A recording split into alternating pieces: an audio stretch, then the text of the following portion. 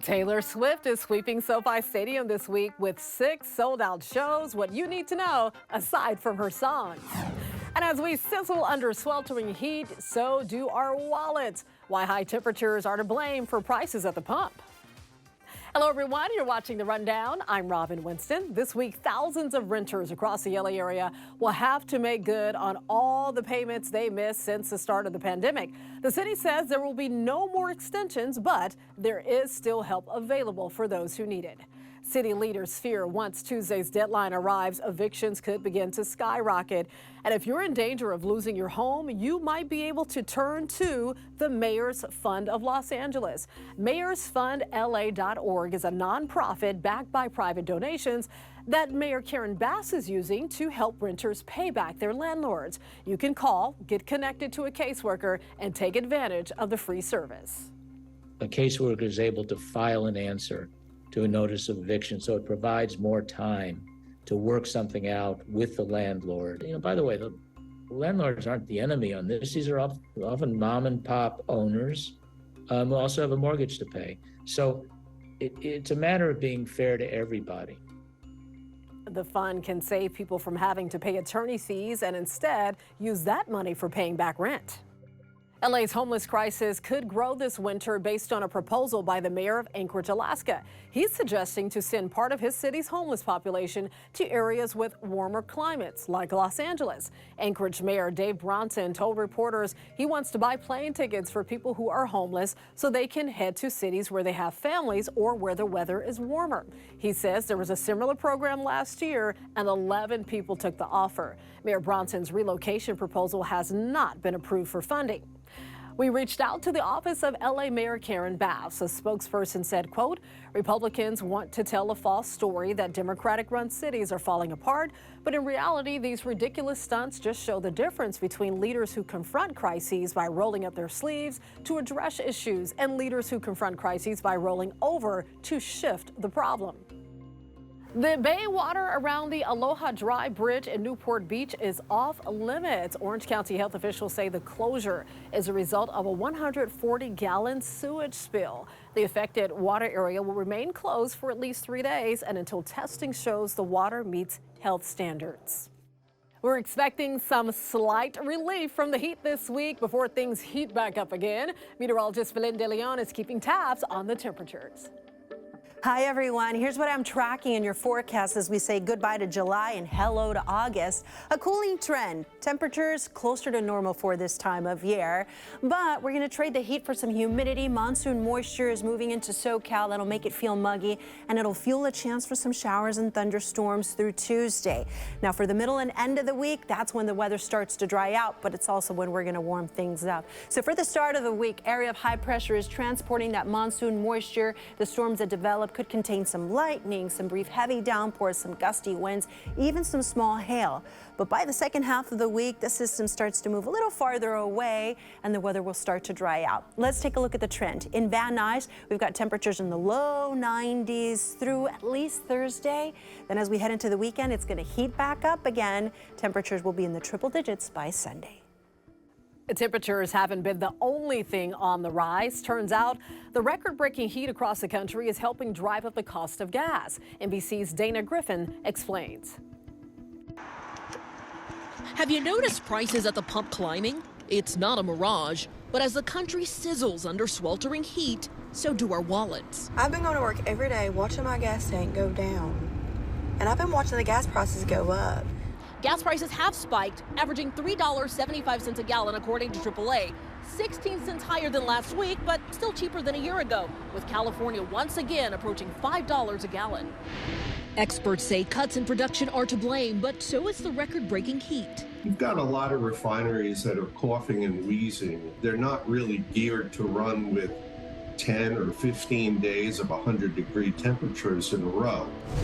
And as we move into peak hurricane season, the industry fears prices will continue to spike. When a hurricane enters into the Gulf of Mexico, supplies can be disrupted, resulting in higher gasoline and diesel prices. How is this going to impact consumers? I expect that gasoline prices are going to continue to rise another 7 to 10 cents a gallon. And that means the cost to deliver goods and services to the consumer is going to increase as well. I have to take money out of grocery to make sure I have gas to get to the store. So it's like a lose-lose situation. For now, the only hope for drivers is to figure out a way to spend less time on the road until prices come back down. Dana Griffin, NBC News. There's a growing memorial outside a Hollywood nightclub where a mob beat a security guard to death. Witnesses say it started with an argument as the Dragonfly nightclub was closing Sunday morning. Police say a group of 9 people confronted the 32-year-old, knocked him to the ground, and then beat him to death. Unfortunate situation. Words were exchanged, and they end up dumping him. It's a sad thing. Police are asking anyone with cell phone video of the brutal attack to give them a call. LA is cracking down on building mansions in the Santa Monica Mountains. A proposed ordinance targets an area between the 405 and the 101 freeways. It will make it harder to build large homes on steep hillsides. Officials say the goal is to preserve wildlife habitats, but opponents say the new rules will hurt property values. When it comes to preventing wildfires, California is adopting a new strategy. Leave it to beavers. For years, beavers have been treated as a nuisance, but scientists now say they could be key in fighting against the threat of devastating wildfires. It's because the dams they build create lush habitats with plenty of groundwater, and that acts as a natural buffer against fires. So now the state is working to relocate beavers to areas where they could be most beneficial. Experts are also urging people not to dismantle beaver dams or hunt any beavers they may see in the wild. It appears as though an iconic California brewery might have filled its last keg. Anchor Brewing Company, the oldest craft brewing company in the nation, has shut down. Anchor raised itself from the rubble of the 1906 earthquake up in San Francisco. It survived the Great Depression, Prohibition, and 2 world wars. But it has not been able to escape declining sales and challenging economic conditions.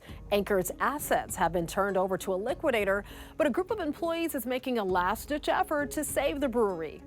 It's kind of like an end of like a tradition or like a staple in San Francisco. Christmas sale is my favorite. I got one of the taps. I hope the employees get a chance to match any offer that Sapporo is going to get from any outside bidders. It's only fair. Hopefully someone buys them. The workers say they have hired a legal team and they do have funding sources. Now they're relying on the same fighting spirit that helped Anchor survive all those hardships in the past. It was all about faith at the Dodgers game Sunday as the team hosted their Christian Faith and Family Day. So we pour out our praise to you, Lord. Christian musicians performed after the game. Then some of the players talked about their faith with fans. I think this is wonderful. I think people of all faiths should come together and celebrate faith. They can stay true to their faith. You can always have Jesus in your heart, my man. This comes a month after the controversial Dodgers Pride Night. Now, you may remember when the team invited and then uninvited and then re-invited the Sisters of Perpetual Indulgence. They're a nonprofit LGBTQ+ group whose members dress in drag as nuns. The event faced backlash from religious organizations, but in the end, the sisters were honored by the team. Celebrity sightings can be common at the OC Fair, but this weekend, some guests got carried away.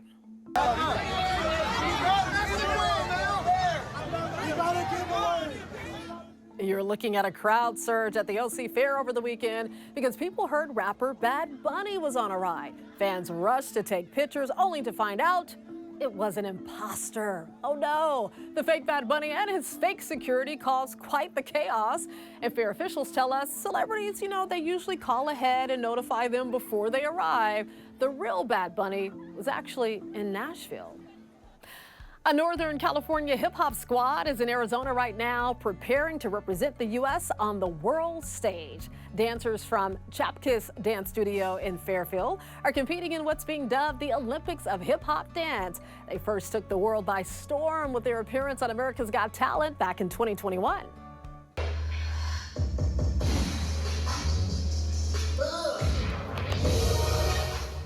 Very nice. I like those moves. The squad has been practicing 12 hours a day for several weeks now. They have 3 teams competing against more than 30 countries at the World Hip Hop Dance Championship. Preliminary rounds kick off Tuesday. We're cheering for you all. You can do it. Taylor Swift's Eras Tour is almost here, and she's set to perform 6 shows at SoFi Stadium starting Thursday.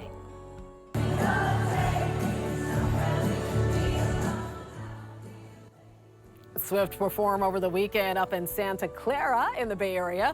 While most fans were overjoyed, others were met with disappointment. One Swiftie says she flew all the way from Atlanta to try and see one of the shows. She says she found a ticket advertised on Twitter, but now she believes she got scammed. So I was trying to get a ticket. I found one for $175, and now the money's sent and the person's not responding, so I don't have a ticket. Other fans hoped to score last-minute seats, but were ultimately out of luck. Some say they spent 2 nights camping out in the parking lot of Levi Stadium, but prices to the shows never dropped. They say even minutes before the concerts began, tickets were selling online for more than $15,000. My goodness.